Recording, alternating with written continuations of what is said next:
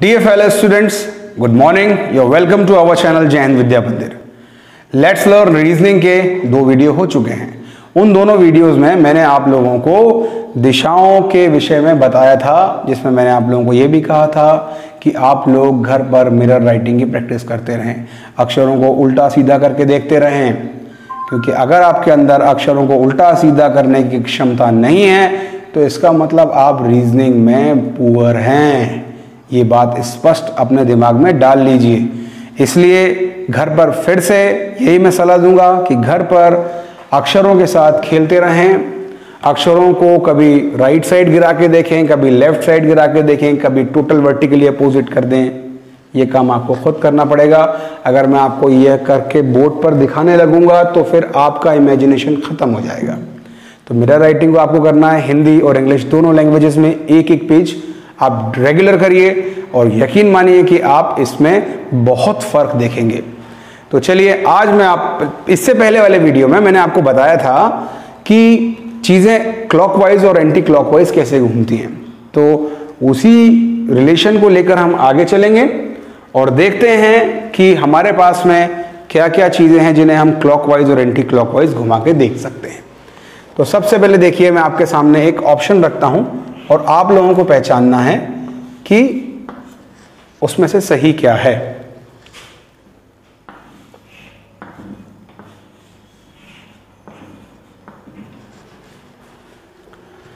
ये आपकी first position थी, ये सेकंड पोजीशन थी और ये थर्ड पोजीशन थी. अब आप लोगों को बताना है कि फोर्थ पोजीशन में ए कहां जाएगा. ठीक है, ये फर्स्ट पोजीशन में ए यहां था, सेकंड पोजीशन में ए यहां था, थर्ड पोजीशन में ए यहां था.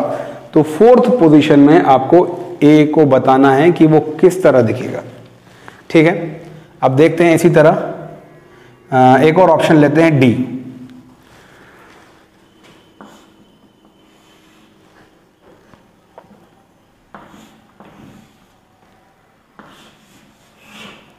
मैं आपको 10 सेकंड का टाइम देता हूं, आप जल्दी से बताइए डी कहां जाएगा. 10 सेकंड से ज़्यादा नहीं. ए की भी पोजीशन बताइए और डी की भी पोजीशन बताइए. ए की पहली पोजीशन ये, सेकंड पोजीशन ये, थर्ड पोजीशन ये, फोर्थ पोजीशन ये. डी की first position, second position, third position, fourth position. Fourth position में आपको मुझे बताना है कि ए कहां पर होगा और डी कहां पर होगा. चलिए, अब चेक करिए मेरे आंसर के साथ में आपका आंसर. अब पहले चेक करते हैं कि ए किस तरफ गिरा. इस साइड गिरा. तो सभी लोग एहतियात के तौर पे अपने अपने रफ नोटबुक के कॉर्नर पर एक ऐसा गोल सर्कल बना लीजिए. बना लिया आपने? 2 ऐसे सर्कल बना लीजिए. ये पहले वाले क्वेश्चन को सॉल्व करेगा और ये दूसरे वाले क्वेश्चन को सॉल्व करेगा. ठीक है, तो पहले वाले क्वेश्चन में देखते हैं हमारे पास में यहां पर क्या है. ए है. इस वाले पॉइंट पे, इस सेंटर पे ए है. इस ए को हम यू बना देते हैं. ठीक है, अगली पोजीशन कहां है इसकी, उसको वैसा का वैसा बना देना है, कुछ नहीं करना है. ठीक है, वैसा का वैसा बना दिया, कुछ नहीं करना. तीसरी पोजीशन कहां, सर ये लटक गया. अरे रे रे रे, लटक गया है. तो थर्ड पोजीशन कहां होगी, ध्यान से देखिए कैसे घूम रहा है. इस तरफ घूमेगा. किस तरफ घूमेगा? इस तरफ घूमेगा ना. ऊपर देखो, घड़ी की दिशा में घूम रहा है, वो क्लॉकवाइज घूम रहा है. हमने क्लॉकवाइज एंटी क्लॉकवाइज पढ़ा था कि नहीं पढ़ा था? पढ़ा था ना. भूला मत करो चीजों को, भूलना बुरी आदत होती है. हमने क्लॉकवाइज पढ़ा था. तो सर ए तो क्लॉकवाइज घूम रहा है, देखिए ऐसे ऐसे ऐसे. तो लास्ट वाला कुछ ऐसा होगा सर. Very good. कितने लोगों का ये आंसर है? वो खुश हो जाएं और जो दूसरे हैं वो निराश तो नहीं होना, लेकिन हाँ, इसका मतलब ये तो स्पष्ट हो गया कि आप मिरर राइटिंग नहीं कर रहे हैं. अगर आपका आंसर सही नहीं आया तो इसका मतलब आप मिरर राइटिंग नहीं कर रहे हैं. और अगर मिरर राइटिंग नहीं कर रहे हैं तो डेफिनेटली इसको भूल जाओ, फिर पढ़ो मत. फिर कोई मतलब नहीं जबरन मेहनत करने का. ठीक है, अब डी को देखते हैं. सर डी कैसा है? पहली पोजीशन तो हम डी की यहां बना देते हैं. अब यहां पर आपको समझना है कि डी की अगली पोजीशन कैसी है. तो डी को अगर मैं कह रहा हूं अगर डी को अगर मैं ऐसा गिराऊंगा तो क्या गिर सकता है वो? ऐसा गिर सकता है क्या? पॉसिबल है? ऐसा कैसे गिरेगा? जाहिर है जब डी ऐसे में गिरा होगा तभी तो ऊपर होगा। अगर इधर गिरता बेचारा तो नीचे होता ना, पीठ के बल गिरता ना। अगर डी अपने लेफ्ट साइड गिरता, देखो डी का लेफ्ट यही होगा। कहाँ है आपका डी? चलो यहां देखो, मैं एक डी बना देता हूं, ये डी है। डी का लेफ्ट देखो, इधर लेफ्ट है, इस तरफ गिरता तो डी की पीठ नीचे होती और पीठ ऊपर होता। लेकिन इस केस में अगर आप देखेंगे तो डी की पीठ ऊपर है और पीठ नीचे है। तो डी किस साइड गिरा है? आप देखिए, राइट साइड गिरा। किस साइड गिरा? राइट साइड गिरा। अगर डी उसके राइट साइड, आपके राइट साइड नहीं, खुद के राइट साइड, तो डी राइट साइड गिरा। जब डी राइट साइड गिरा तो कहां पहुंचा? यहां पहुंचा। थर्ड पोजीशन में देखिए डी भी बेचारा लटक गया, देखिए अब इधर घूम रहा है। अरे हाँ सर, ये तो एंटी क्लॉक है, घड़ी ऐसे घूमती है, ये रिवर्सल घूम रहा है ना? तो देखिए कैसा हो जाएगा अगला, ये फिर इसका पेट ऊपर होगा और पीठ नीचे। कितने लोगों का ऐसे ही? जितने लोगों का ऐसा है उनका सही है। और इसको प्रयास करते रहें। अच्छा, मैं बता दूं आपको, एक लास्ट ऑप्शन दे रहा हूं, इसके बाद आप लोगों को अलग अलग, मतलब आप इंग्लिश के लेटर्स ले लें, हिंदी के लेटर्स ले लें, किसी के भी लेटर्स लें, उनको इस तरीके से घुमा घुमा के देखना है, ठीक है?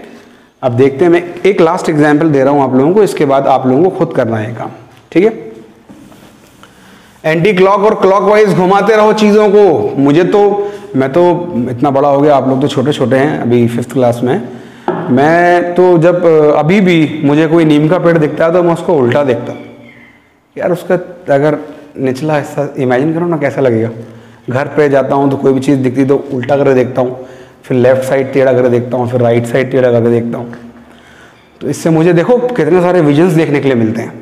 यानी एक विजन पे मैं डिपेंडेंट नहीं हूँ। अगर मेरे सामने कोई ऑब्जेक्ट रखा हुआ है तो मैं जैसा रखा उसको वैसे नहीं देखता, मैं तो इमेजिनेशन को फॉलो करता हूँ और कभी लेफ्ट, कभी राइट, कभी सीधे, कभी पीछे, कहीं ना कहीं गिरा के देखता रहता हूँ।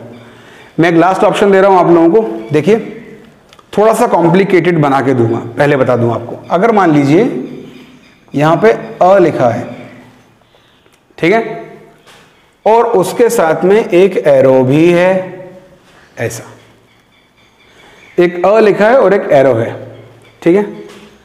अब देखिए अगली पोजीशन पे इसको ऐसा लिखा गया, ठीक, एरो को ऐसा लिखा गया। पहले बता दूं कॉम्प्लिकेटेड है, दिमाग लगाना पड़ेगा, यह इस बात को ध्यान से समझ लो। पहला ये लिखा है, सेकंड ये लिखा है, ठीक है, थर्ड ऐसा लिख दिया, ठीक है, और ये ऐसा लिख दिया। क्लियर? फोर्थ आप बताओ जल्दी, सिर्फ 10 सेकंड है आपके पास। नहीं चलो 20 सेकंड ले लो, कॉम्प्लिकेटेड है, सॉरी मैंने कहा था कॉम्प्लिकेटेड है। 20 सेकंड ले लो और सॉल्व करो। चलो मैं हट जाता हूं, जल्दी सॉल्व करो।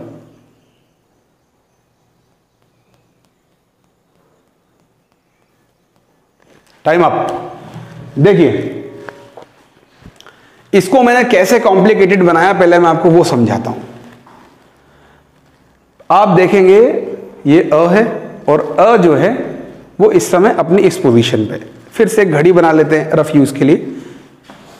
आप एक काम करिए, दो घड़ी बनाइए, दो घड़ी बनाइए, क्योंकि दो ऑब्जेक्ट है ना और दोनों का डायरेक्शन कुछ अजीब दिख रहा है, तो ठीक है। पहला जो अ है वो ऐसा है, ठीक है। अब ध्यान से देखो बेटा, ये अ कैसा हुआ, इसके बेचारे के मुंह पर हो गया और पीठ नीचे हो गई, तो ऐसी अवस्था में कुछ ऐसा होगा, होगा नहीं होगा? क्योंकि अगर देखो इस तरफ गिरता तो मुंह नीचे होता और पीठ ऊपर होती कि नहीं होती? यानी इस तरफ तो नहीं गिरा, ये किस तरफ गिरा? इस तरफ गिरा, ठीक है। सेकंड पोजीशन इसको देते हैं हम, ये एरो है, ये किधर गया, किस तरफ डायरेक्शन है? अच्छा मैं इसको ऐसे लिख दूं क्या? ऐसा तो हो ही नहीं सकता ना, इम्पॉसिबल है, क्योंकि एरो को आउटसाइड रहना है, ये एरो है इसको आउटसाइड रहना है। तो ऐसा बनाऊंगा तो ये तो मैच ही नहीं हो रहा कि ये यहां से यहां, और ये बिल्कुल डिफरेंस हो गया। अब देखते हैं इधर, देखिए ये बिल्कुल सही है, सही है। इस तरफ गिरा और ये इस तरफ गिरा, ये राइट साइड गिरा और ये लेफ्ट साइड गिरा। ठीक है, अब ध्यान से समझिए अगले डायग्राम, यानी कि पहले और दूसरे से तो हमारी ये घड़ी मैच कर रही है, इसमें कोई डाउट नहीं है। तीसरे को चेक कर लेते हैं। तीसरे को चेक करते हैं तो देखो ये ऐसा था, अब ये ऐसे घूमा तो कैसा हो गया, ऐसा हो गया। देखो ना, घुमा के देखो, दिमाग में घुमाओ। मैं पहले बोल चुका हूं इमेजिनेशन। आप जब तक इमेजिन नहीं करोगे तब तक कुछ संभव नहीं है।